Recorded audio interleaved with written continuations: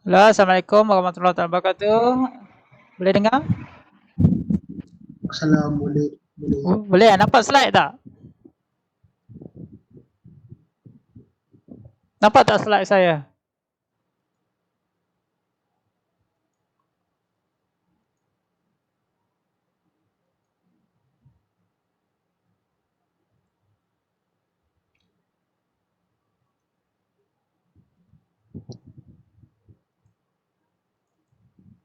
Okey, sekarang kita akan bincang tentang tajuk hadanah. Saya rasa anda dah dapat slide, nampak slide saya yang depan ni. Hadanah ialah tajuk yang seterusnya, yang keempat dalam bahagian yang saya akan bincangkan, iaitu isu-isu selepas perceraian. Di mana hadanah ini secara umumnya dia bermaksud hak untuk menjaga anak. Hak untuk menjaga anak. Doktor tak nampak slide. Tak nampak slide. Saya tu balik. Ada dua application Saya stop jap then saya masuk balik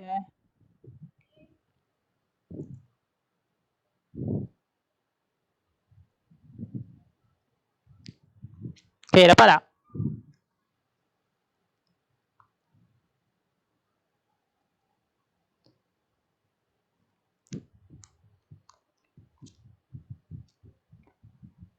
Dapat. Boleh kot Nampak slide?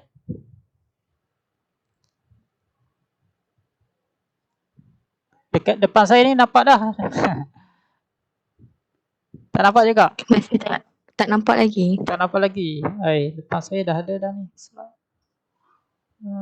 So saya stop dulu, saya share balik.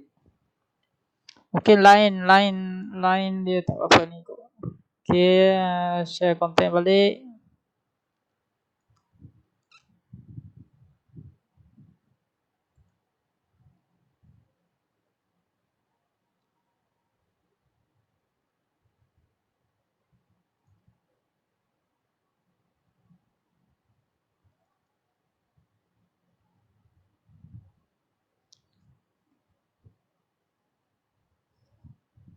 Okey, mana slide ni? Tak nak muncul ni. Okey, dah nampak belum?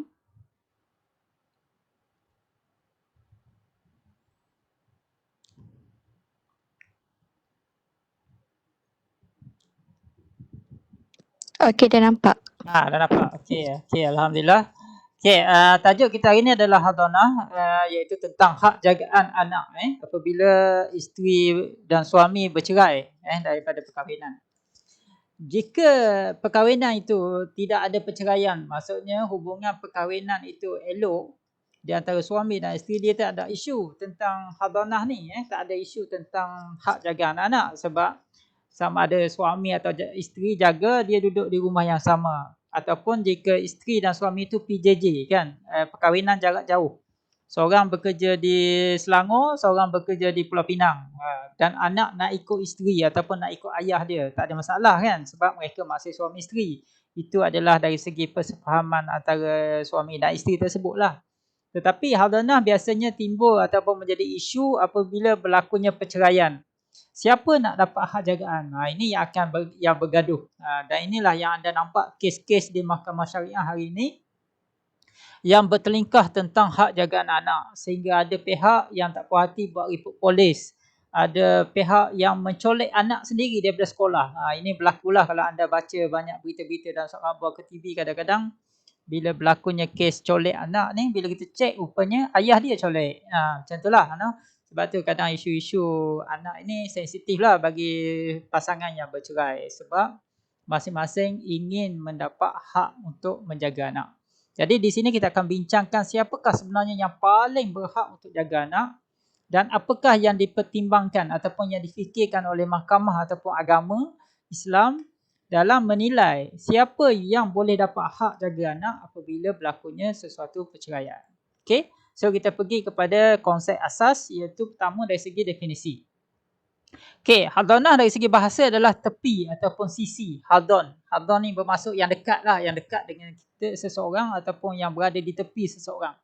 Jadi dari segi istilah dia merujuk kepada menjaga seseorang yang tidak dapat menguruskan dirinya dan mendidiknya daripada kecil sehingga memayis, iaitu budak lah. Budak yang kecil, bayi ataupun baby ataupun budak yang umur dia kita kata sebelum memayis. Contohnya budak umur 5 tahun ataupun 6 tahun. 6 tahun memayis lagi. 5, 6, 5, 4, 3, 2, 1 lah yang kecil. Yang sentiasa duduk di sisi. Sebab tu dari segi bahasa tu bermaksud sisi ataupun tepi. Iaitu seorang budak yang dekat dengan ibu atau bapa dia. Yang sentiasa perlukan seorang. Contohnya kalau dia nak air, dia tak boleh ambil air sendiri. Ya, itu. Kalau dia nak makan, dia kena ada orang suap. Dia kena ada orang cari makan. Tak? Itu isu dalam kes mendidik anak ataupun menjaga anak yang kecil ini. Jadi khazanah adalah satu bentuk kuasa yang diberi kepada wanita. Ini konsep dia. Dalam Islam, pihak ataupun yang paling berhak, individu yang paling berhak dalam rumah tangga ialah isteri, iaitu wanita. Wanita adalah orang yang pertama. Kalau sebelum ni kita belajar dalam bab talak kan, bab cerai, orang yang ada kuasa cerai adalah suami. Tapi dalam khazanah ni sebaliknya, iaitu orang yang ada kuasa untuk menjaga anak yang utama, yang pertama adalah wanita. Sebab dia adalah ibu, dialah yang melahirkan dan dia juga ada susu. Semalam kita belajar penyusuan, dia juga ada susu. Itulah yang basic yang diperlukan oleh seorang anak, iaitu kasih sayang seorang wanita, susu daripada si ibu, dan juga wanita tugasnya asas adalah untuk berada di rumah membesarkan anak, menjaga rumah tangga, itu asas dia. Sedangkan asas bagi lelaki adalah di luar rumah, iaitu mencari nafkah. Sebab itu di bawah konsep atau bawah basic ini, wanita adalah individu ataupun ibu adalah individu yang pertama yang diutamakan dalam mendapat khazanah. Okey, apa beza kafalah?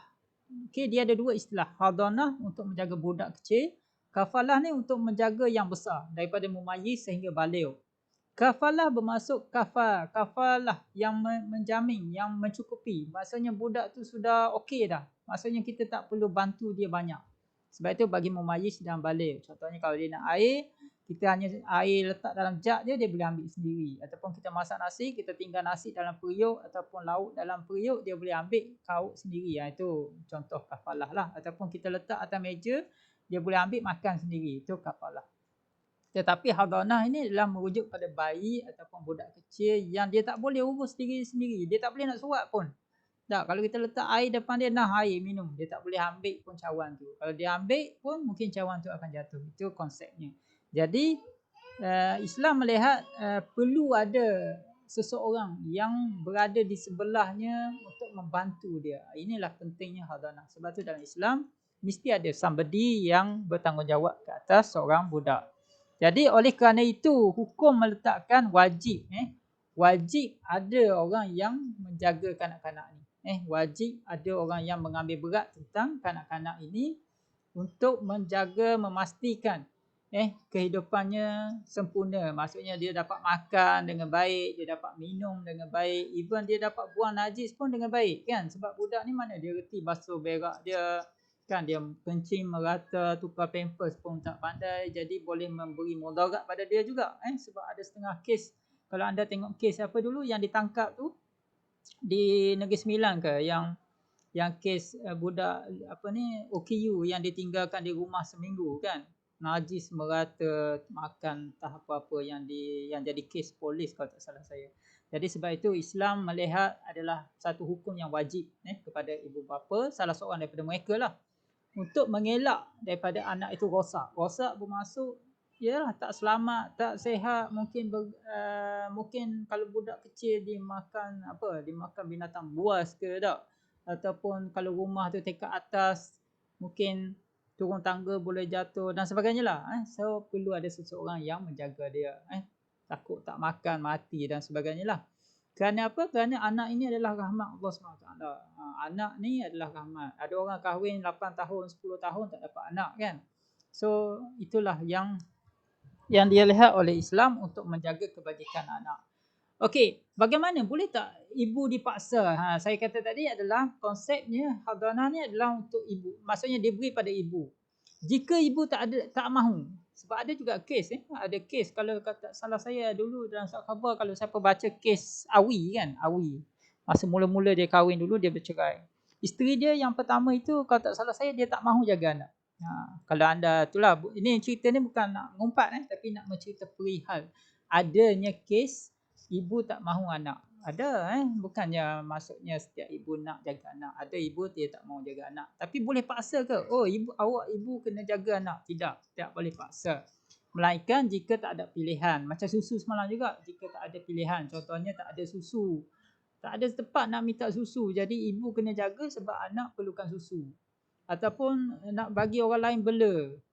Tapi tak ada duit nak upah. Kan, sebab kadang kita tak boleh bela, kita bagi orang lain bela, kita kena upah kan. Melainkan ada orang sanggup ambil upah lah. Ada juga orang yang kaya dia ambil upah ataupun dia ambil anak tu dengan bayar untuk jaga. Itu ada juga kan. Ataupun tak ada mahram lain yang boleh bagi kebajikan untuk anak tu. Sebab kadang anak tu kalau anda tengok setengah kes anak yang OKU contoh. Orang tak mau jaga kan. Siapa nak jaga duduk rumah bagi jaga dia 24 jam. Tak. Tapi itulah hukum meletakkan wajib wajib kepada ibu ataupun kalau ibu tak ada bapa untuk menjaga anak. Supaya hikmahnya adalah memastikan kebajikan anak itu terpelihara dan si ayah ataupun si ibu dapat menjalankan kebajikan tanggungjawab dia. Kalau tidak habislah seorang anak, anda bayanglah anak 2 tahun semua tinggal. Ayah kata saya tak mau jaga, ibu dia kata saya pun tak mau jaga. Siapa nak jaga? Nenek ke ataupun nak letak di tengah padang permainan? Tak ada lah. Jadi dalam Islam setiap anak kecil perlu ada orang yang jaga. Dan orang yang pertama adalah si ibu.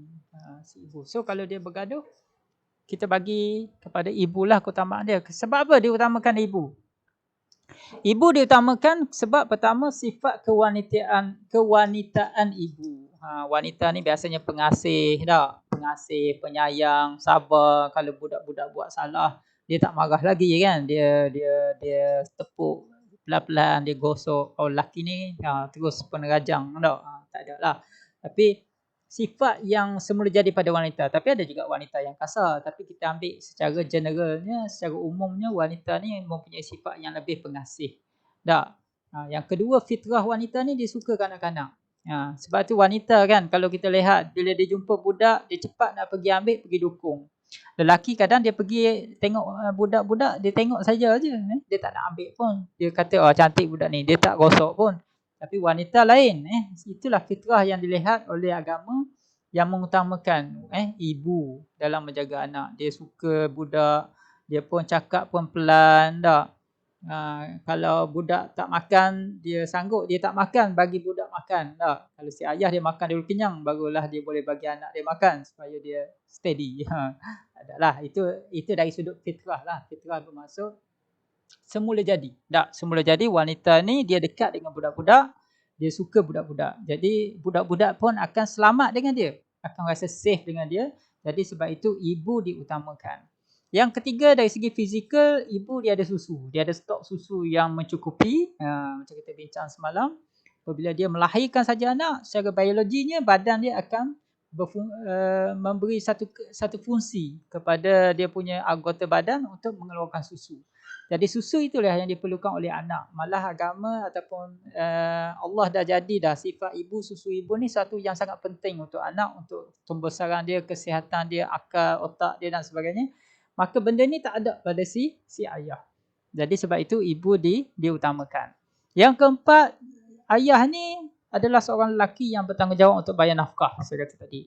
Itu tugas. Nafkah ni untuk suami. Anda pun dah bincang bab nafkah. Dia bukan tugas isteri yang hakiki. Dia tugas suami. Jadi suami oleh kerana tanggungjawab nafkah ni dia mesti berada di luar rumah. Sama ada dia bekerja ataupun dia mengurus sesuatu untuk kerja juga untuk mendapat pendapatan. Oleh kerana itu dia tidak ada masa ataupun masanya adalah sedikit jika dibandingkan dengan tugas orang ibu dalam membesarkan anak.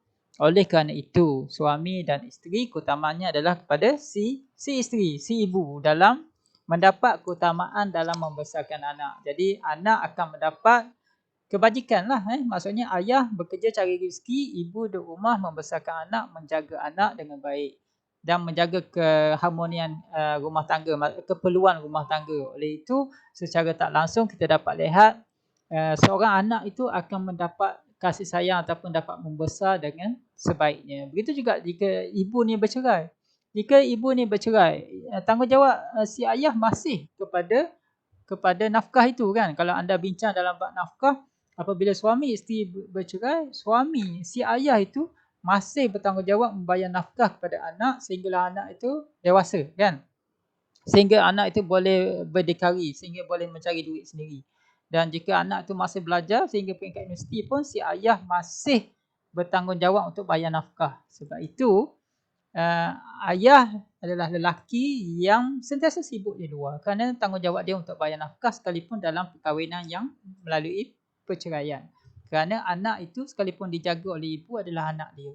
Oleh itu tugas ibu adalah menjaga, memastikan makan minum diberi dengan baik, tetapi sumber kewangan itu daripada si ayah.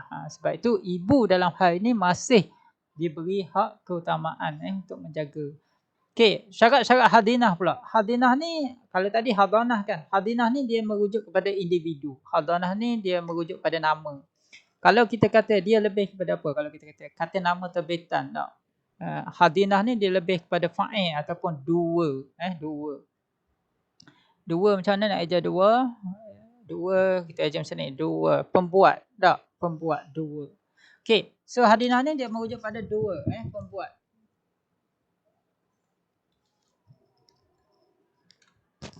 Okey. Pertamanya, orang yang nak jadi hadinah ni, penjaga ni, dia mesti Islam. Dia mesti Islam, bukannya kafir. Maksudnya katakan, jikalah si ibu itu Islam, si ayah dia Islam. Jika ibu itu keluar Islam, ibu tu tidak akan mendapat hadinah. Ini syarat dia. Jadi, jika kita ada banyak kes, contohnya seorang suami isteri berkahwin, contohnya isteri berkahwin, kemudian isteri tu convert masuk Hindu balik ataupun isteri tu masuk Kristian balik, maka hak anak itu sebenarnya bukan kepada ibu lagi tapi kepada si ayah. Sebab agama. Dari segi menyusu, ya, mereka boleh menyusu. Kita bincang dah semalam, susu itu tidak ada agama padanya, maka seorang ibu yang bukan Islam masih boleh menyusu anak dia, tak ada masalah. Tapi untuk menjaga hadinah, dia mesti Islam. Dia mesti Islam. Sebab apa kita hukum kata dia mesti Islam? Sebab nak pastikan akidah seorang anak itu kekal dalam Islam. Sebab bagi kita maqasid syarak adalah untuk menjaga agama. Antara yang utamalah menjaga agama. Jadi untuk menjaga agama ialah memastikan bahawa budak itu dibesarkan dalam kapasiti ataupun dalam persekitaran agama yang baiklah. Yang kedua, hadinah itu penjaga itu mestilah sempurna akal. Maksudnya tidak gila. Maksudnya seorang ibu akan diutamakan mendapat jaga anak jika akal dia baiklah, dia tidak gila, waras dan sebagainya lah. Tapi jika ibu itu gila, contohnya selepas bercerai seorang ibu dia jadi insane. Insane, dia jadi mandram ke apa. Dia jadi tak betul kerana gila talak ataupun kerana tension, stres dengan suami dia yang tak menghargai dia. Dia gila. Maka isteri macam ni dia tak akan dapat hak jaga anak. So akan berpindahlah sama ada kepada suami dia ataupun kepada mak dia lah yang berkuasa untuk menjaga kebajikan anak itu. Yang ketiga, iffah. Iffah ni pengasih. Amanah ni bertanggungjawab lah dan berumur layak. Sebab ada kes si ibu yang ganas, tak? Ibu yang kaki pukul ada ke? Ibu kaki pukul, ibu suka suka memukul anak, ibu yang jenis ganas lah, tomboy kot. Ataupun ibu yang tidak amanah. Tidak amanah bermaksud dia tak jaga anak dia dengan baik. Ada anak, dia dapat jaga anak tapi dia tinggal anak dia. Contohnya dia pergi kerja sebab dia hidup dia susah ataupun dia rasa dia tak betah duduk kat rumah, dia suka bekerja, dia pergi kerja. Dia tinggal anak dia pukul 8 pagi, dia balik pukul 5 petang. Bila dia balik baru dia buat balik nasi, makan dan minum dan sebagainya. So, ibu yang macam ni dia boleh memberi mudarat pada anak. Ataupun ibu tu umur dia tak layak, ibunya terlalu muda kan. Kita ada kes budak-budak kahwin umur 14 tahun, malah belajar, bukan malah belajar, mungkin accidentally jatuh cinta, na'udzubillah, dah 14 tahun dah jatuh cinta, kemudian kahwin, dapat anak umur 15 tahun atau 16 tahun. Dengan umur macam tu, nak jaga anak, mungkin tak layak, mungkin masih jiwa kanak-kanak lagi, jiwa remaja. Jadi, keadaan ini boleh menyebabkan hak seorang ibu itu tidak layak untuk jaga anak jika dia tak ada ifah, dia tidak amanah dan umur dia tak sesuai. So syarat hadinah mesti seorang ibu walaupun dia utamakan kita kata tadi dalam syarat seorang ibu diutamakan untuk jaga anak. Tetapi syarat keutamaan itu tidaklah mutlak. Jangan anda kata oh ibu yang layak tapi dia bukan Islam. So dia tak layak. Tiba-tiba dia gila, dia tak layak ataupun dia tak ifah, dia kasar, dia kejam, dia zalim, dia tak amanah, umur dia pula tak mature. Dia tak layak. So keutamaan ibu untuk jaga anak itu masih diberi sekatan ataupun diberi batasan oleh syarat-syarat yang syarat letak inilah.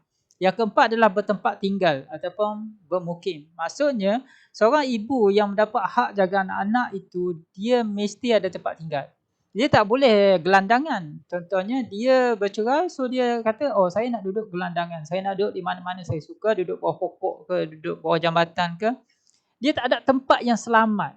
Di sini dia akan dari segi hakim, mahkamah dia akan menilai seorang ibu yang tidak ada tempat tinggal, yang gelandangan, yang duduk di mana-mana tempat yang dia jumpa dia akan tidur, dia tidak akan dapat hak jagaan. Kenapa?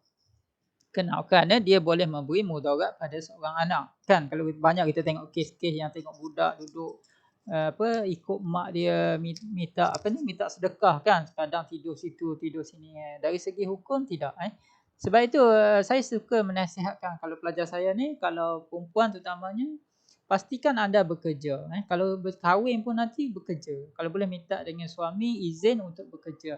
Bukan kita tak kata mungkin kita akan bercerai, tidak, tapi orang kata jodoh ajal maut, jodoh kahwin cerai ni bukan orang tahu kan. Sebab tu ada orang kita tengok dia kahwin habis kos 20,000 50,000 kan, honeymoon di overseas dan sebagainya habis berpuluh-puluh ribu, lepas 5 tahun cerai. Adakah dia orang dah expect dia orang cerai? Tidak, tapi itu adalah ketentuan Allah. Sebab itu mungkin takut jika tak bekerja seorang ibu, mungkin dia akan ada risiko. Contohnya risiko dia tak ada pendapatan. So apabila tak ada pendapatan, inilah yang boleh menjejaskan dia jika dia nak dapat hak hadinah nanti kalau berlaku perceraian. Dia tak ada rumah, dia tak ada duit nak sewa rumah. Itu yang memberi jejaskan dia lah. Yang seterusnya adalah bermukim. Bermukim bermaksud dia duduk tetap di satu tempat. Sebab apa? Sebab seorang ibu apabila dapat hak jagaan, dia berpindah randah. Dia bawa anak tu sewa di Johor, kemudian pindah Selangor. Sebenarnya dia ada satu niat yang tak baik, iaitu dia cuba memisahkan anak dengan ayah dia. Sebab dalam Islam, sekalipun anak itu diberi hak jagaan kepada si ibu, si ayah sebenarnya masih ada hak untuk berjumpa. Sebab itu juga anak dia, itu juga adalah darah daging dia. Sebab tu banyak kes-kes perceraian kalau anda nampak, kadang kita tengok dalam TV kan, dalam majalah-majalah keluarga yang bincang. Seorang ibu dia bila dia dapat hak jaga anak, dia tak bagi jumpa ayah. Dia nak putuskan kasih sayang. Ini adalah sifat yang tak baiklah, yang perlu dielakkan oleh pasangan bercerai. Mungkin mereka ialah berpantang arang berkerak rotan apa tu kan, dah benci, tapi tidaklah patut memberi mudarat kepada anak-anak. Kalau boleh setiap ibu bapa dia kalau yang bercerai pun mestilah berlapang dada, yang memahami bahawa anak ni dia masih perlu ayah, dia perlu ibu. Mungkin jodoh mereka tak panjang, mereka tinggal berasingan, tetapi kalau boleh ibu dia mesti benarkan anak dia untuk duduk dengan dia pula. Benarkan ayah dia untuk jumpa juga sekalipun hak jagaan itu dapat dekat si ibu. Yang ni paling penting. Yang kelima adalah berkelakuan baik. Berkelakuan baik maksudnya ialah seorang ibu yang mendapat hak jagaan ni janganlah dia jadi apa? Jadi apa ni orang kata? Jadi apa dulu orang panggil yang sundal tu, sundal ke apa? Dulu kan apa panggil? Jadi apa ni yang berkelakuan tidak senonoh, tak? Berkelakuan tak baik, minum arak contohnya, kerja kelab malam, JRO, tak? Jadi JRO sebab tak ada kerja ni. So tak ada kerja, dia pun pergilah jadi JRO, senang dapat kerja, muka pun ada. Ataupun minum arak, ataupun isap rokok, ataupun berkelakuan tak senonoh. Yalah katakan sebab benda ni banyak berlaku pada pasangan-pasangan muda. Sebab umur dia muda remaja. So si ibu ni dia mudah terdorong untuk melakukan perkara-perkara yang tidak elok. Jadi perkara yang tidak elok itu akan menyebabkan hak dia untuk menjaga anak itu akan ditarik balik. Mahkamah boleh ataupun seorang bapa, seorang ayah dia boleh apabila tengok isterinya berkelakuan tidak baik yang boleh menjejaskan akhlak dan pribadi anak dia. Contohnya mak dia jadi kurang agama contoh. Anak dia tak dibenarkan ke sekolah agama ataupun tak dibenarkan mengaji, tak dibenarkan solat. Tapi dibenarkan pergi ke kelab malam contoh saja ni. Mana boleh anak umur 4 tahun kelab malam tak. Tapi nak contohnya ibu tu apabila dia berkelakuan tak baik, apabila dikomplain oleh si bapa di mahkamah, hak jagaan tu boleh berpindah. Sebab tu saya kata tadi dia tidak mutlak. Ini dalam kes-kes worst scenario lah. Tapi dalam keadaan biasa tidak lah. Yang kelima, syarat seterusnya adalah merdeka. Merdeka tak ada isu kot. Tak, sebab bagi saya semua orang sekarang ni merdeka lah. Cuma merdeka ni boleh kita lihat dari sudut berhutang. Sebab berhutang adalah satu sifat juga hamba lah. Contohnya seorang ibu yang diisytiharkan muflis. Tak, ataupun dia dalam keadaan hutang yang teruk. Sehingga dia terpaksa lari daripada apa nak kata, pemungut hutang, alung dan sebagainya. Ini juga bahaya untuk seorang anak lah. Jadi kena jaga yang tu. Okey, kemudian tempoh hadanah. Hadanah adalah sehingga memayis. Lepas itu kita katakan dia itu sebagai kafalah pula. So hadanah dia berbeza dengan kafalah. Hadanah dia adalah dia adalah tempoh menjaga budak kecil sehingga dia memayis, dan kafalah pula adalah tempoh menjaganya daripada memayis sehingga balik. Kalau ikut enactment undang-undang keluarga Islam, enactment undang-undang keluarga Islam EUK yang saya letak tu, bagi lelaki tempoh tempoh dia untuk ni adalah sehingga umur dia 7 tahun bagi lelaki untuk memayis, dan perempuan 9 tahun. Tapi saya rasa hari ni untuk balik perempuan lebih cepat balik daripada lelaki tak. Perempuan kadang umur 11 tahun dah balik dah. Lelaki mungkin umur 12 tahun baru balik dah. Tapi apabila tempoh hadanah ni, katakan budak tu telah memayis, telah boleh pilih, maka budak tu boleh pilih. Sebab tu katakan mungkin umur dia 6 tahun pun dia dah boleh pilih dah. Contohnya umur 6 tahun kalau kita tanya nanti adik, contohnya kalau kita tanya kan, adik nanti nak ikut ayah ke nak ikut mak? Kalau anak dia boleh kata, dia kata saya nak ikut ayah. Contoh. Tak, maka di situ mahkamah boleh ambil kira tentang kehendak si anak. Sebab tu dalam undang-undang, dalam agama pun seorang anak apabila umur dia telah capai umur tertentu iaitu memayis, yang tahu beza antara baik dan buruk, maka anak tu dia boleh pilih. Tak, ini berdasarkan hadis lah. Hadis inna Rasulullah sallallahu alaihi wasallam khayyara ghulaman baina abihi wa ummihi. Sesungguhnya Rasulullah sallallahu alaihi wasallam telah beri pilih kepada budak baina abihi wa ummihi, di antara ayah dia dan ibunya. Khayyar. Khayyar ni maksudnya beri pilih. Maksudnya selepas tempoh hadanah boleh pilih. Sebab tu dalam tempoh hadanah mana boleh pilih, sebab mereka umurnya belum memayis. Budak 2 tahun takkan boleh cerita dah tak. Dia boleh tunjuk tapi dia tak boleh fikir. So bila dia memayis, dia tahu baik dan buruk, maka dia boleh pilih. Begitu juga dalam hadis yang lain, qala alaihi salatu wassalam, berkata Nabi sallallahu alaihi wasallam, hadza abuka, ini ayah kamu, wa hadhihi ummuka, dan ini adalah ibu kamu. Fakhudh biyadi ayyuhuma syi'ta, peganglah, peganglah, biyadi, dengan tangan, ayyuhuma, salah seorang yang syi'ta, yang kamu nak. Fa akhadha biyadi ummihi, maka dia pun pegang tangan ibunya, fantalaqat bihi, maka dia pun balik. Jadi di sini menunjukkan Nabi dalam dua-dua hadis ni memberi pilihan kepada si anak untuk pilih antara ayah dan ibunya apabila mereka telah memayis. Dan cara pilih tu mungkin dia tak sebut, tapi dia boleh pilih dengan cara tunjuk ataupun terus pegang tangan. Pegang tangan. Cuma kena ingat juga dalam memberi pilihan ni, dia mestilah memberi pilihan berdasarkan kehendak agama lah. Kehendak agama. Apa maksud kehendak agama dia? Ialah mesti pilih ibu bapa yang sesuai lah. Sesuai. Maksudnya sesuai, katakan kita tetap dalam konsep saya cerita ni, tetap ibu itu diutamakan. Tetapi dalam kes katakan ibu itu kalau kita kata tak sesuai berdasarkan syarat tadi, contohnya dia menggalakkan anaknya buat maksiat, dia tak benarkan anaknya solat, maka itu tidak akan jadi pilihan. Contohnya kalau budak tu dia pilih mak dia. Kalau kita tanya kenapa pilih mak ataupun dia pilih ayah dia. Kenapa pilih ayah?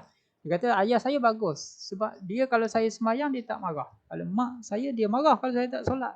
Itu adalah satu kaedah pilihan yang tak betul lah. Jadi hakim walaupun anak itu pilih ayah contohnya, tapi hakim tahu ayah ni akan memberi mudarat kepada agama anak itu ataupun memberi mudarat kepada sekolah anak itu. Contohnya dia kata saya suka ikut ayah sebab ayah tak kisah saya pergi sekolah atau tak sekolah. Ayah saya suka saya bekerja membantu dia kat kedai. Contoh tak? Ayah ni dia menggunakan anak sebagai staff. Staff syarikat ke, staff kedai makan ke, suruh basuh pinggan ke. Jadi di situ agama ataupun undang-undang akan lihat itu sebagai satu bentuk yang salah dari sudut aplikasi tentang jaga anak. Kalau gitu kalau masuk mahkamah kalah lah. Dia akan tak betul. Jadi syarat tu di samping itu kanak-kanak itu tidak maktuh. Maktuh ni bermaksud kanak tu tak bodoh lah. Maktuh ni kita kata bodoh ataupun tak pandai memikir. Tak pandai memikir sehingga dia pilih itu, dia pilih dalam keadaan yang dia tak tahu kebaikan untuk dia. Itu tidak. Itu syarat milih. Maksudnya kanak-kanak tu mesti cerdik. Yang kedua, ibu bapa mesti layak jadi penjaga. Layak dari segi agama yang saya kata tadi, dia mesti mampu mendidik anak dia. Dari segi ekonomi, dia ada pendapatan. Dari segi, macam dia kembali juga pada syarat tadi, dia ada apa? Dia ada tempat tinggal, kelakuan dia baik, ilmu dia ada. Dia seorang yang boleh menjaga anak dalam keadaan biasalah. Tak mestilah terlalu alim kan? Tidaklah mesti terlalu alim, tak mesti terlalu kaya, tidak. Tapi dia cukup untuk beri makan. Itu syarat dia memilih. Sebab itu kalau seorang itu dia pilih ayah dia, tiba-tiba ayah dia menganggur, baru kena pecat. Sebab PKP contohnya, dia kena pecat kerja. So dia pilih ayah dia. So nak duduk mana? Isu dia itulah nak bagi makan apa. Ayah dia pun nak makan pun tak ada duit, terpaksa berhutang. Jadi di situ mahkamah akan melihat kelayakan seorang penjaga itu, seorang ibu atau bapa itu untuk jaga. Dan penjagaan itu berterusan selepas mumayyiz berdasarkan hadis muru auladakum bisolah lisab'in. Suruhlah anak kamu sembahyang selepas 7 tahun. Bermaksud masa umur 7 tahun ni dia boleh memilih. Begitu jugalah dalam penjagaan. Katakanlah budak itu telah dibela oleh si ibu dia daripada bayi sehingga umur 6 tahun atau 7 tahun. Dan selepas umur 6 tahun atau 7 tahun, dia kata dia nak duduk lagi dengan mak dia. Dia tak mau duduk dengan ayah dia. So tak ada masalah. Tapi bergantung kepada ayah dia pula lah nak tuntut atau tidak. Bila ayah dia tuntut, katakan umur 6 tahun 7 tahun, ayah dia pun tuntut untuk menjaga pula. Dan dalam perbicaraan itu, proses tuntutan itu, anak itu pilih mak. Maka penjagaan itu akan berterusan untuk mak. Tetapi jika dalam perbicaraan itu, anak itu memilih untuk duduk dengan ayah pula, maka hak jagaan ibu akan terhenti sampai masa itu sajalah. Maka dia bersambung pula oleh si ayah. Itu prosesnya lah. Dan upah hadinah daripada kanak-kanak itu sendiri sekiranya berharta. Ini sekiranya anak-anak itu dibela oleh orang lain lah. Macam saya kata yang mula-mula tadi, contohnya ibu bapa dia terlalu sibuk. Dia tak dapat nak jaga anak dia. Dia tak dapat jaga anak dia. So dia minta mahkamah ataupun mahkamah telah lantik orang lain untuk jaga anak dia.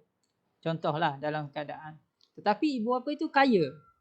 Jadi hakim ataupun undang-undang boleh mengambil duit daripada si bapa ataupun sebagai nafkah lah untuk diberi kepada penjaga. Penjaga.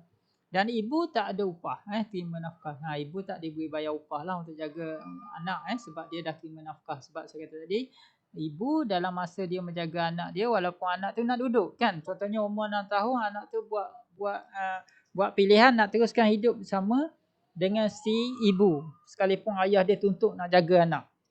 Adakah ayah boleh berhenti bayar nafkah? Tidak.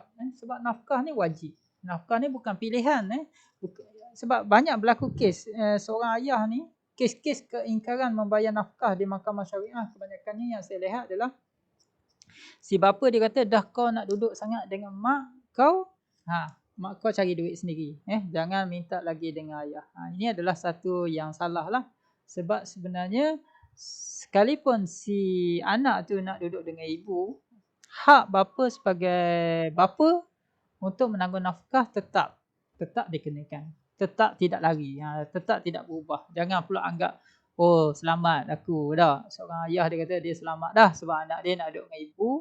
Ya ibu dia lah cari duit.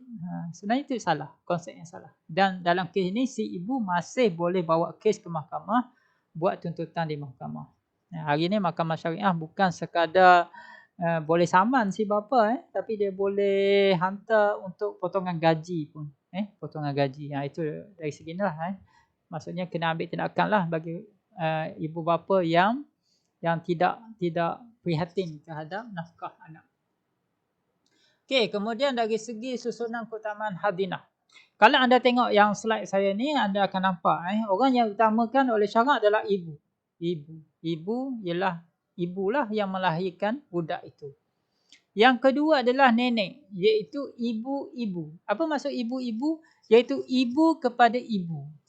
Maksudnya ibu, pertamanya ibu, iaitu ibu kepada budak itu.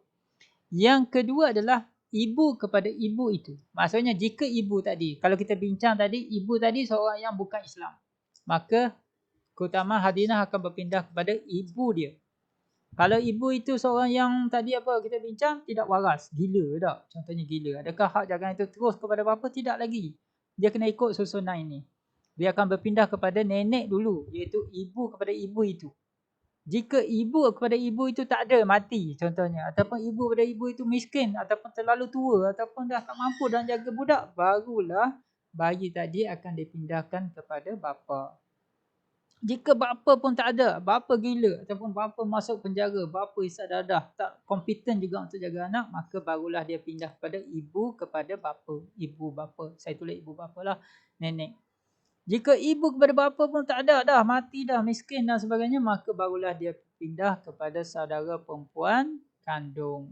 Saudara perempuan kandung ini adalah mengikut kepada keturunan sebelah ibu dulu sepatutnya, barulah kemudian keturunan sebelah lelaki. Okey, Amira ada tanya, jika ayah meninggal selepas itu, siapa yang perlu bagi nafkah kepada anak? Okey, dalam kes ayah meninggal dalam adat kita ataupun amalan kita di Malaysia ni, ibu yang kena cari nafkah tak? Sebenarnya kalau kita tengok dari segi susunan nafkah, sebenarnya apabila seorang ayah itu meninggal, keluarga daripada ayah itu yang bertanggungjawab, iaitu datuk dia. Dia akan pergi pada datuk dia pula, ayah kepada ayah. Itu orang yang bertanggungjawab ke atas ayah itu. Jadi datuk dia sebelah ayah, datuk sebelah ayah bertanggungjawab untuk bayar nafkah. Jika datuk kepada ayah tu meninggal, tak ada juga. Sebenarnya adik-beradik lelaki ataupun keluarga sebelah bapa itu yang bertanggungjawab untuk menanggung nafkah kepada ibu dan si anak itu. Maksudnya nafkah ni dia sentiasa mengikut susu galur sebelah lelaki nafkah. Berbeza dengan hadanah. Hadanah dia akan mengikut susu galur sebelah ibu. Kalau anda faham maksud saya dari segi susu galur, bermaksud waris yang dikenakan keutamaan untuk beri nafkah sentiasa daripada lelaki. Maksudnya jika ayah tak ada, dia pergi kepada waris lelaki terdekat daripada keluarga lelaki itu, iaitu keluarga ayah itu, iaitu datuk dia. Jika tak ada datuk dia, pak saudara dia, iaitu adik-beradik lelaki kepada si ayah itu. Dia tak pergi kepada sebelah ibu lagi. Tapi kita hari ni kebanyakannya dia akan lari kepada sebelah ibu. Sebab itu dalam kes, kalau anda ingat kes glamour, ialah kes apa tu yang besar tu, yang kumpulan apa tu? Kumpulan apa? Sepah tu ke bukan? Kumpulan apa yang glamour tu, yang apa jadi isu hari tu kan, apabila apa nama tu? Putih apa? Saya pun sebab saya ingat ada orang tanya saya dalam radio itu. Apabila si adik lelaki kepada si mati itu pergi mengambil harta. Sebenarnya itu salah. Sebenarnya tugas dia untuk menjaga nafkah tu supaya dia berkesinambungan. Sebab itu nafkah ni dia akan mengikut silsilah lelaki. Hadinah dia akan mengikut silsilah perempuan. Sebab tu bila ibu tak boleh jaga, dia pergi kepada ibu kepada ibu. Kemudian barulah dia pergi ke sebelah bapa. Kemudian barulah pergi nenek pun sebelah bapa. Kemudian dia pergi kepada saudara perempuan kandung sebelah ibu dulu. Barulah kepada sebelah lelaki. Macam tu. Nampak tak? Dari segi keutamaan dalam perbincangan hadinah ni. Okey, hak hadinah ibu boleh juga berpindah. Macam saya kata tadi, apabila syarat tak cukup dalam syarat hadinah, maka hak hadinah akan berpindah.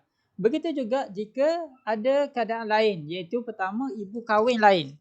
Apabila seorang ibu dia berkahwin lain, melainkan apabila dibenarkan oleh bekas suami dia ataupun ibu tu berkahwin dengan seorang yang ada hubungan nasab dengan anak tu, contohnya dia kahwin dengan pak saudara budak itu, maka itu tak apalah. Tapi jika dia berkahwin lain, hak hadanah jika si bapa belum kahwin akan berpindah kepada si bapa. Ini direct berdasarkan hadis. Apabila Rasulullah bersabda, anti ahaqqu bihi ma lam tatazawwajni. Kamu, dia kata kepada ibu, lebih berhak untuk menjaga seorang budak itu selama mana si bapa itu belum berkahwin. Belum kahwin. Si bapa itu belum kahwin pula. Selama mana awak sebagai isteri belum berkahwin. Sebab tu isteri sebelum dia kahwin dengan orang lain selepas dia bercerai itu, dia dapat hak. Tapi jika dia dah berkahwin, dia tak dapat hak. Kenapa dia tak dapat hak? Kerana dia dah jadi isteri orang lain. Bila dia jadi isteri orang lain, dia terpaksa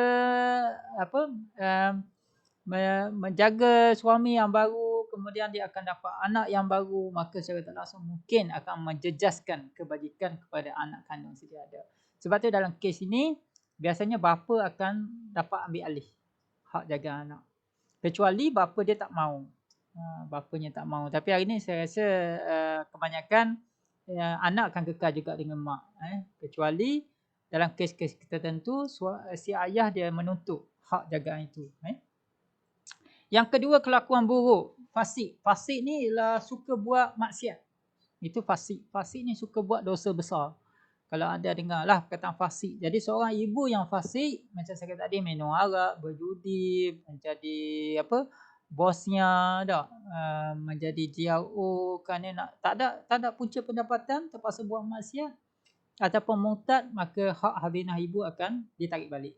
Akan berpindah kepada bapa. Ataupun takdilah dia cuai, dia tidak amanah, dia tidak bertanggungjawab, dia menganiaya anak dia ataupun dia jual anak dia ataupun dia macam-macam lah, dia pukul anak dia dera anak dia kan, macam kes lah. Tapi kita orang Malaysia ni tak berapa banyak lah orang Melayu dera anak dah. So kalau berlaku maka hak ibu ni akan berpindah. Ataupun dia berpindah negara, malafide. Malafide ni bermaksud niat jahat. Dia tukar negara. Kebanyakan banyak juga berlaku kes-kes di Malaysia. Contohnya orang lelaki lah yang berkahwin dengan foreigner. Contohnya dia kahwin dengan orang Australia, dia kahwin dengan orang Sweden, dia kahwin dengan Pakistan. So si ibu itu apabila dia telah bercerai, dia berpindah negara. Dalam kes ni biasanya hak itu akan dapat kat bapa. Sebab apa? Satu adalah dia memisahkan hubungan anak dengan bapa ataupun anak dengan mak, tapi di sini anak dengan bapa lah. Yang kedua adalah mungkin dia akan menukar agama. Kebanyakan berlaku adalah menukar agama lah. Kebanyakan pasangan kita yang berkahwin antara agama ni, dia bercerai, akibat kemudiannya kesannya adalah tukar agama. So dia memberi kesan kepada si anak, kepada kebajikan si anak itu. Yang seterusnya adalah jika si ibu tu berpenyakit kronik. Hari ni penyakit kronik saya rasa bukan gila kot. Penyakit kronik hari ni adalah HIV positif lah. Ada AIDS ke, ada kanser ke. Kanser saya rasa kalau kena elok 2 bulan positif terus akan meninggal kan. So penyakit-penyakit seperti ini dia boleh memberi mudarat pada anak. Gila pun saya rasa apabila terlalu ambil banyak dadah dan sebagainya, dia boleh bunuh anak dia kan. So inilah yang memberi kesan kepada kebajikan anak. So pertimbangan mahkamah sebenarnya apabila membincangkan hak hadanah ibu ni adalah apabila dia boleh menjejaskan kebajikan kepada seorang anak, maka hak hadanah itu akan ditarik balik dan diberi kepada si bapa ataupun ibu kepada ibu. Hadanah boleh diwajibkan kepada ibu dengan syarat tertentu. Ni yang saya kata bincang di awal tadilah. Maksudnya ijbar hadanah ini boleh apabila contoh tadilah tak ada susu, hanya perlukan susu ibu ataupun tak ada orang boleh jaga anak. Contohnya ibu dia kata dia tak mau jaga anak dan ayahnya pula bekerja, katakan 24 jam. Ataupun dia kerja offshore, kena 2 bulan di darat, 2 bulan di laut. Semasa di laut siapa nak jaga anak dia? So di sini mahkamah boleh boleh memaksa ibu untuk menjaga anak. Dan hadanah ini tidak boleh tidak sah sebagai syarat khuluk. Anda dah belajar khuluk kan, tebus talak. Contohnya begini, jika seorang isteri dia nak bercerai dengan suami dia. Dia kata, ceraikan saya tak mau dah ke awak. Suami kata, okey boleh. Kalau khuluk biasa anda belajar, suami dia akan kata, okey saya akan ceraikan awak jika awak bayar saya 10,000 ataupun awak bayar saya 3,000 kan. Tetapi dalam kes hadanah, mungkin si ayah dia, si suami dia kata, okey saya boleh ceraikan awak. Tapi dengan syarat, hak jaga anak-anak bagi kat saya. Jadi dalam hukum fiqh mengatakan, hak jaga anak itu tidak boleh dijadikan satu nilai untuk pertukaran khuluk. Contohnya, sekalipun isteri dia setuju. Contohnya, okey saya setuju. Awak dah ambil jaga anak-anak, kemudian awak ceraikan saya. Contoh isteri dia kata kan.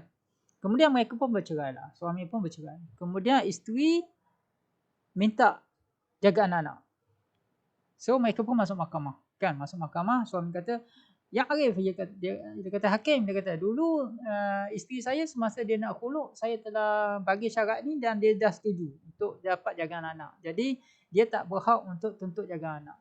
Jadi hakim dalam kes ini, jika hakim tu dia merujuk kepada pandangan fiqh, dia akan kata syarat untuk khuluk hari tu tidak boleh diterima pakai. Maksudnya khuluk tu sah, maksudnya anda bercerai tu sah sebab dia melafazkan talak. Tetapi syarat sebagai tak boleh claim hak jaga anak itu tak sah. Jadi syarat itu akan jadi fasik. Bermaksud isteri masih berhak untuk tuntut hak jaga anak-anak sekalipun dia dah janji dari awal. Itu boleh, boleh. Yang seterusnya ialah susu terhad. Ini tadilah di bawah tajuk ni, boleh dipaksa. Isteri boleh dipaksa apabila susu terhad, tak ada tempat nak cari susu, semua lori susu, tembu susu semua mati, meninggal. Bolehlah mahkamah paksa ibu menjaga anak supaya susu dapat diberi pada seorang ibu. Sebab tu dalam kes ni sebenarnya kalau anda tengok pun dalam kes-kes di luar sana, jika seorang ibu tu dia tak mau jaga anak tu sangat pelik lah. Dia ada satu yang pelik. Kecuali ada satu keadaan tertentu ibu tu tak sihat. Kalau ibu tu sihat, waras, saya ingat impossible lah. Itulah. Tapi bila keadaan berlaku, kita boleh paksa dia. Okey, pandangan fiqh tadi. Saya masukkan juga enactment keluarga wilayah persekutuan. Saya ambil wilayah persekutuan. Tapi negara-negara lain pun samalah. Section 81 dia memperuntukkan bahawa orang yang berhak menjaga anak-anak. Tertakluk kepada Section 82, ibu adalah orang yang paling berhak. Maksudnya bukan sekadar fiqh saja. Di Malaysia undang-undang juga mengiktiraf ibu. Tadi kita kata dalam fiqh agama memberi wanita, ibu, hak utama untuk jaga anak. Tetapi dalam undang-undang juga ibu juga diberi hak dari segala orang untuk menjaga anak kecilnya. Dalam masa ibu masih dalam perkahwinan dan juga selepas perkahwinannya dibubarkan. Ibu tu semasa kahwin pun dia jaga, semasa selepas kahwin pun dia jaga. Maksudnya ibu diutamakan yang paling berhak. Kalau kita tengok di sini adalah perkataan paling berhak ibu. So sebab timbul isu ada banyak kes pergaduhan. Kalau anda lihat masyarakat di sekeliling kita pun adakah ada suami dia ataupun drama pun anda akan tengok kan. Suami selalu bagi amaran dekat isteri ataupun dia ugut isteri dia, kata kau kalau nak cerai jangan harap anak aku bagi kat kau. Tak. Itu dialog yang biasa kita dengar. Kalau kau bercerai dengan aku, satu saja, kau tak akan dapat hak jaga anak. Dia tak tahu. Padahal agama dan undang-undang sebenarnya memberi ibu hak yang paling utama untuk jaga anak. So wording macam tu kalau dikeluarkan oleh seorang lelaki dalam satu pergaduhan antara dalam keluarga, saya rasa dia tak tahu undang-undang satu dan dia tidak tahu hukum fiqh. Sebab orang yang paling berhak adalah ibu. Adalah ibu. So yang ni tak berkaitan sangatlah. Dan begitu juga jagaan kanak-kanak tidak sah taraf. Bagi anak yang tak sah taraf. Apa maksud tak sah taraf?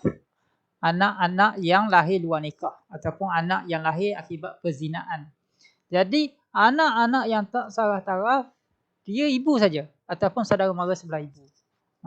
Anak zina lah biasanya, tak? Anak yang lahir luar nikah, dia adalah hak ibu saja. Yang ni bapa tak berhak. Sebab tu bagi anak luar nikah ni, anak zina, kalau kalau mati pun yang berhak untuk mendapat hak dia untuk dapat harta pusaka adalah daripada harta ibu saja, tidak daripada harta ayah dia. Sebab syarak tidak memberi hubungan nasab antara dia. Yang ni kita bincang selepas tajuk ni lah nanti. Okey, kemudian sebenarnya adalah kes mahkamah. Ada 2 kes mahkamah yang saya masukkan di sini. Adalah pertama kes Harun lawan Cik Gayah. Okey, kes tuntutan jaga anak-anak. Okey, untuk pengetahuan anda semua, bila kita sebut kes tu, kes mahkamah memang ada, dia sebut dengan nama, nama orang yang terlibat dalam kes. Contohnya Harun lawan Cik Gayah. Bila kita tengok Harun lawan Cik Gayah bermasuk, kes tu dituntut oleh Harun. Dia tengok nama pertama, nama pertama itu bermasuk nama plaintiff, iaitu orang yang menuntut. Manakala nama yang duduk di hujung tu adalah nama orang yang dituntut. Macam saman lah, saman. Kalau seorang tu saman kepada seorang yang lain, saman ganti rugi ke, saman fitnah ke, macam ni saman untuk jaga anak, maka orang yang letak depan tu adalah orang yang bawa saman tu, orang yang nama belakang tu adalah orang yang disaman. Jadi dalam kes Harun lawan Cik Gayah ini, Harun telah dua-dua suami isteri ini telah bercerai dan anak telah dijaga oleh isteri. Kemudian isteri berkahwin lain dan anak telah diambil oleh penuntut. Penuntut tu maksudnya Harun lah. Sebab atas dasar isteri dia kahwin lain. Kan kalau kita baca fiqh tadi, dari perbincangan awal tadi, apabila seorang isteri itu kahwin lain, anak itu akan dipelihara, diambil, akan diberi tanggungjawab pada bapa pula. Dan dalam kes ni, okey, dia ikut flow lah, dia ikut hukum. Tapi isteri dia kemudian buat tuntutan di mahkamah. Dan mahkamah telah memberi pilihan kepada anak sama ada untuk ikut ibu ataupun untuk ikut ayah. Dan anak telah pilih ibu. Dalam perbincangan itu, anak dia ni bagi saya dia telah memayis lah. Dan anak tu apabila qadi, hakim tanya, anda nak ikut siapa? Nak ikut mak ke nak ikut ayah? Anak itu akan pilih ibu dalam kes ni. So, qadi bersetuju atas maslahat anak. Jadi nampak tak dalam kes ni? Sekalipun apa yang kita bincang sebelum ni dari segi teorinya ialah hak jagaan isteri kepada anak akan berpindah apabila berlakunya perkahwinan. Maksudnya isteri kahwin dengan lelaki yang lain. Tetapi benda itu juga tidak mutlak. Di mana isteri masih boleh buat tuntutan untuk terus jaga anak dia. Dan hakim ataupun undang-undang ataupun hukum, dia akan melihat kepada kebajikan anak. Apa pun yang berlaku, dia akan melihat kepada kebajikan anak. Yang mengutamakan kepada agama dulu. Yang kedua adalah kepada maslahat semasa hidup lah. Jadi dalam kes ini, Cik Gayah menang lah. Cik Gayah menang sebab anak dia pilih untuk ikut dia. Okay, kes ni berlaku pada tahun 1981. JH tu bukan Johor. JH tu bermaksud jurnal hukum. Maksudnya kes ni telah dilaporkan di dalam satu jurnal yang dipanggil JH, jurnal hukum. 66 ni bermasuk muka surat dia. Siapa nak cari di library, dia akan carilah. Awak cari di jurnal hukum, muka surat 66 tahun 81, anda akan jumpa kes ni. Akan dapat tengoklah apa latar belakang kes dia. Okey, kes kedua adalah kes Sharifah Sapoyah lawan Wan Alwi. Di sini kes Sharifah Sapoyah pula. Dia bawa kes, dia bercerai dengan 3 anak. Anak dia 11 hingga 15 tahun. Dah besar ni kan. Ada yang balik pun. Dan di sini juga anak telah memilih untuk ikut ibu, maka dalam kes ini ibu menanglah. Ibu menang. Sebab itu senang saja. Dalam kes tuntutan hak jaga anak ni, bagi anak yang dah besar, dah balik, dah boleh memilih, anak akan menjadi kata putus. Dengan syarat dia bukan ikut tanpa sebab yang maksiat lah. Okey. Hakim akan mudah. Kecuali bagi anak-anak yang tidak balik, yang tidak erti bercakap, yang masih kecil, yang perlu susu, biasanya ibu menang. Itu biasa. Kes.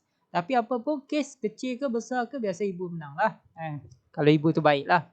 Baik ni maksud saya dua-dua baik. Tapi maksud saya ibu dia tidaklah buat perkara yang menyalahi undang-undang ataupun agama. So biasanya ibu yang akan menang. Okey, kes mahkamah kedua dan terakhir adalah kes Ahmad bin Arsyad and another lawan Muhammad Jamal bin Ma'amin and another. Maksudnya Ahmad bin Arsyad dengan Muhammad Jamal and Eno tu maksudnya ada lagi orang lain, iaitu bini dia lah. Kes ni menarik sebab apa? Ahmad bin Arsyad ni dan isterinya dia telah menuntut hak jagaan anaknya daripada birasnya, iaitu Muhammad Jamal dan isteri. Okey, kisahnya begini. Ahmad ni dengan isteri dia, dia ada anak. Kemudian dua-dua ni plan nak sambung belajar. Dia nak sambung belajar di UKM. Jadi dua-dua ni masa dia sambung belajar, dia rasa dia tak boleh tumpu perhatian dekat pelajaran dia. Lalu dia pun cakap kat birah dia kata ambillah anak dia ni sebagai anak angkat. Tapi birah dia fikir kalau aku nak ambil anak angkat boleh. Tapi dengan syarat aku ambil anak angkat ni sampai bila-bila. Tak maulah jaga sekejap kan, sebab nanti dah surah kasih sayang, dah surah belanja, bagi makan, bagi tuition kat dia, dah pandai bijak, tiba-tiba dah pandai, dah jadi orang, dah hebat, lupa kat dia kan, pergi balik kat mak ayah dia. Itu contoh ayat saya lah. Tapi itulah yang dibuat oleh Muhammad Jamal dan isteri. Muhammad Jamal dan isteri telah buat satu surat sumpah. Dia pakat, dia kata dia setuju jaga anak dengan syarat nanti anak ni kekal duduk dengan dia sebagai anak angkat. Kamu tak ada tanggungjawab lagi. So Ahmad dengan isteri ni yang masa nak belajar ni, so dia setujulah. Dia kata okey, tak apa. Kamu jagalah dia sebagai anak angkat sampai bila-bila pun. So dia pun buatlah surat sumpah dengan pesuruhjaya sumpah. Dan dua-dua pun pergilah belajar tinggal anak dia. Tak? Kemudian bila mereka habis belajar semua, mereka pun rasa sunyi balik dan nak balik anak dia. So berlakulah kes di mahkamah ini, mereka menuntut anak dia, berlaku di Mahkamah Syariah Kuantan. So dalam perbicaraan itu, kebajikan yang utama yang dilihat oleh undang-undang dan hukum adalah siapa ayah kandung. Sebab isunya nanti nafkah pun di situ, dan ayah kandung dari segi nafkah, dari segi apa? Dari segi tanggungjawab sebenar, dari segi ibu sebenar, dari segi aurat dan sebagainya tetap kepada yang asal. Jadi sekalipun mereka telah buat surat sumpah tak nak ambil dah anak dia, surat itu boleh dibatalkan. Sebab dalam Islam, dalam mahkamah syariah yang penting adalah agama. Iaitu apa yang fiqh letak antara hubungan anak dengan ibu. Jadi yang undang-undang ni yang bersifat mahkamah dunia, undang-undang dunia seperti surat sumpah ni dibatalkan. Sebab itu dalam kes ni Ahmad dengan isterinya menang. Dia dapat lagi semula hak jagaan anak dia. Sebab kalau anak dia perempuan lebih-lebih lagi lah kan. Sebab nanti si Ahmad akan jadi wali. Sebab itu teladan daripada kes ni ialah hati-hatilah jika orang nak suruh kita bagi jaga anak angkat. Sebab mungkin satu hari dia akan ambil balik anak dia, sekalipun kita buat satu perjanjian dan sebagainya, perjanjian itu sebenarnya boleh dibatalkan oleh mahkamah. Okey, nampak Jadi kes ni menunjukkan bahawa hubungan pertalian kandung, ibu bapa kandung dengan anak dan tanggungjawab anak ke atas anak itu adalah yang paling penting, yang paling utama, yang menjadi tanggungjawab dan dilihat oleh mahkamah dalam memberi hak jagaan kepada si anak dan si isteri, si ibu dan si bapa. Okey, saya rasa itu perbincangan kita tentang hadanah, tentang hadanah. Yang penting dalam hadanah anda kena ingat adalah dia adalah satu bentuk kuasa kepada ibu, wanita. Kalau anda tengok yang ini paling menonjollah pada wanita. Kenapa? Kerana sifat kewanitaan ibu itu. Sifat dia yang suka anak-anak, keperluan susu dan sebagainya, ini yang menjadi titik poin kepada ibu diutamakan dapat hak anak.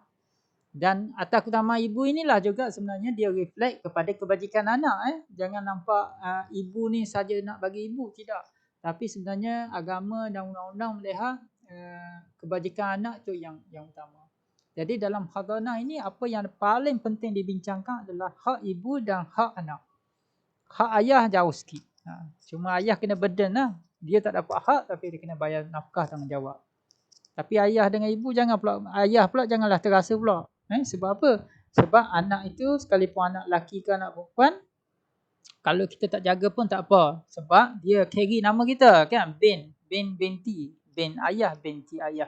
Dan bila nak kahwin dia akan perlukan si ayah. Sebab tu ayah dia walaupun jauh sebenarnya dia dekat. Ayah ni walaupun dia tak dapat hak jagaan, dia walaupun jauh, duduk rumah lain, tapi sebenarnya dia dekat. Sebab apa? Sebab nama itu. Kan anak bin ayah, binti ayah. Tak. Dan juga ayah bila keputusan duit ayah lah dicari. Jadi ayah ni sebab dekat, terlalu dekat. Sebab itu seorang ibu yang dapat hak jaga anak, bagi saya tanggungjawab dia janganlah memisahkan hubungan antara si anak dengan si ayah. Okey, si anak dengan si ayah. Supaya hubungan itu walaupun hubungan kahwin itu tak berjaya, kapal kandas tengah jalan, tapi pastikan hubungan, tanggungjawab, pertalian itu tidak putus sekalipun berlakunya perceraian. Okey, saya rasa setakat itu saja kuliah kita hari ini. So sampai pukul 1 lebih dah. Okey, nanti saya akan upload juga dalam e-learning dan juga link kepada WhatsApp group supaya siapa yang ada masalah tadi masuk keluar saja tadi akan dapat tetap mengikuti kursus ini dengan baiklah, dan anda dapat kefahaman yang jelas tentang apa yang kita bincangkan hari ini. Okey, Assalamualaikum warahmatullahi taala wabarakatuh. Dan selamat tengah hari lah. Selamat makan siapa yang nak makan, siapa yang puasa selamat berbuka lah nanti. Okey, Assalamualaikum warahmatullahi wabarakatuh.